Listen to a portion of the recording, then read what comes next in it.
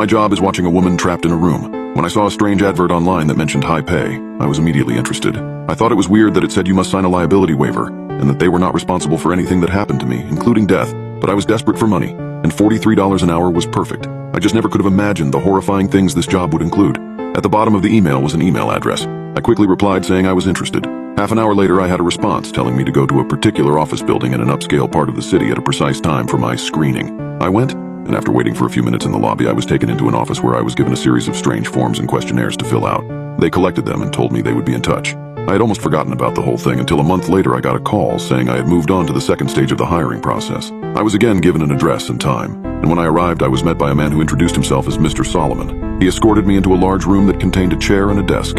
On the desk were 2 large monitors, a keyboard and mouse, and a bolted-down metal box with 2 oversized buttons on it, one red and one green. He told me this room was a model for the place I would be working if I took the job. He described the job as follows. I would be working 7 shifts of 6 hours every week. My job would be simple.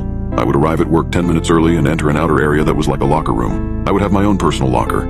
I would store all belongings in the locker and change into the provided work clothes. I was never under any circumstances to carry any item of my own into the surveillance room. I was never under any circumstances to take any item with me from the surveillance room. As for what I was to do in the surveillance room, I was told that the monitor on the left would constantly show a live stream from a high-definition camera in a remote location. My job was simply to watch the camera. Once an hour, I would get onto the computer attached to the right monitor and enter a brief log describing anything interesting that occurred in the last hour. I would have no pens or pencils or paper, and I should never try to take any kind of written notes about the work. I thought all of these rules were strange, but I didn't question them. I would soon find out, however, that accepting this job would be the biggest mistake of my entire life. As for the red and green buttons, the red button was only to be used if there was an emergency. This meant something on the video or in my workspace that required outside help. The green button was to be hit if I saw something on the video feed that was particularly noteworthy. It would tell other people somewhere that, at least in my opinion, something interesting was going on. Solomon stressed that while I was given discretion on when to use this button, I should be on the side of only using it if and when something of real significance occurred. He pointed out the camera on the ceiling of the room we were in. He said the real room would be the same. My work would be observed and other people were watching the room on the video feed as well. He said I was only a redundancy in case other systems failed. He then smirked and asked if I knew what he meant by redundancy. I nodded, trying not to show my irritation. I don't talk that well to people, so sometimes they think I'm dumb. That's okay. Let him think that if he paid me good enough. The pay was very good, $43 an hour. This worried me. I was already thinking this was some kind of psych experiment or secret government job, which I was okay with. But that kind of money to sit and watch a screen? My mom always told me that if something seems too good to be true, it probably is, and this was seeming too good to be true. I asked if I was going to be doing anything illegal.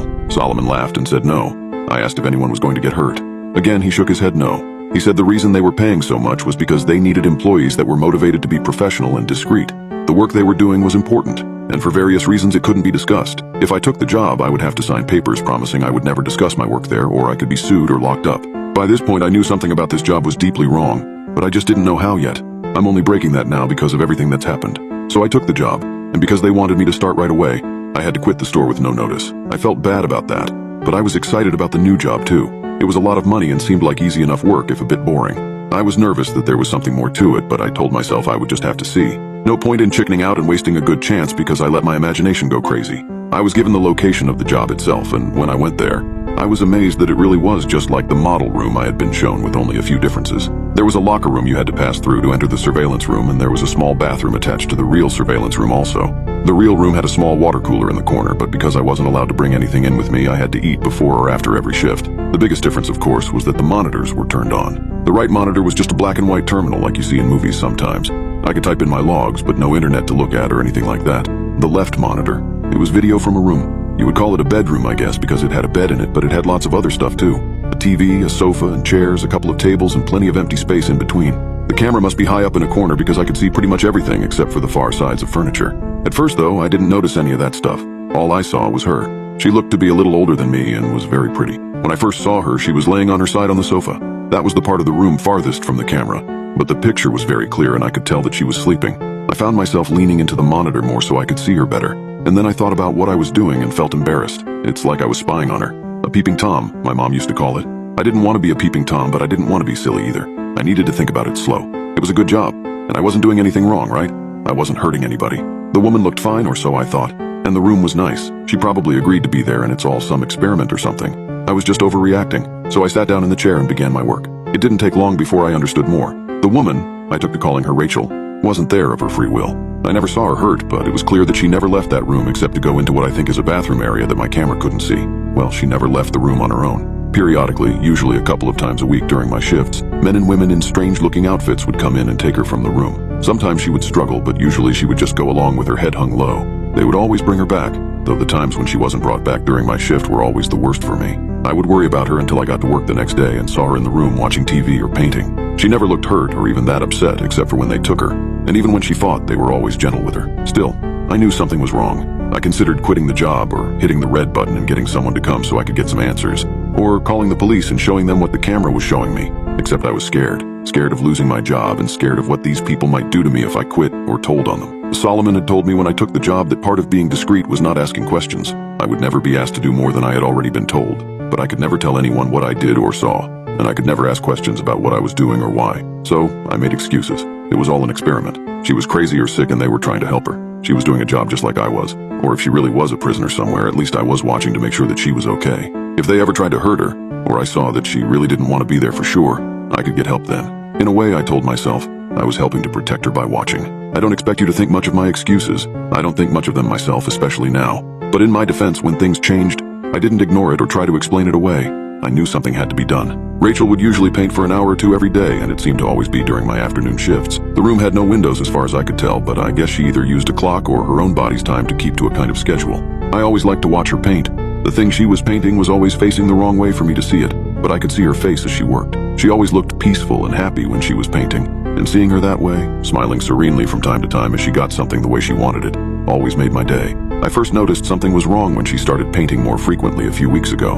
Her expression was more focused and serious, and there was attention to her movements that I wasn't used to seeing. At first, I thought she was just really trying to work hard on something, and I wanted to tell her not to worry. Every few weeks, the others would come in and take the old paintings out anyway, bringing in a new stack of, I think the word is canvas, but it was more than her being focused. Something was wrong. She didn't look happy, and she was going for hours at a time. In the span of 3 days, she had finished 4 paintings. I had been growing more and more worried watching her work, and when she finished the 4th, I found myself telling her to just stop and rest a while. I had grown accustomed to talking to the monitor, talking to her in my own way, but she didn't stop. Instead, she began moving the paintings, arranging them on the back and seat of the long sofa at the far end of the room. This was the first time I had gotten to see any of the paintings. Even when the others were taking them out, they always seemed to be turned away from the camera. I was still worried about her, but I was also happy to finally see something she had worked on. Happy and amazed. They were beautiful. One was a beautiful green forest. Another was an old stone well. A third was a house sitting alone on a small island. The last was an old-fashioned looking movie theater. All of them looked like something out of a dream, with trailing lines of color mixing in the air around them like leaves caught in a wind. It was only when I looked close that I realized the lines of color weren't random. They were words. Easy to miss if you weren't looking close, and by themselves they didn't seem to mean much. Just the ghost of a word somewhere in each of the paintings. Easy to lose in everything else that was being shown. I leaned into the monitor and squinted, trying to read the words. Then my heart started thudding as I made them out. Blinking and rubbing my eyes, I looked again, reading them out loud in order. Left to right, top pair, then bottom. Please, help. Me. Thomas. I pushed back from the monitor, my hand over my mouth. I didn't know what to do. I didn't know how any of this could be happening. It wasn't just that she was asking for help. It was that my name is Thomas.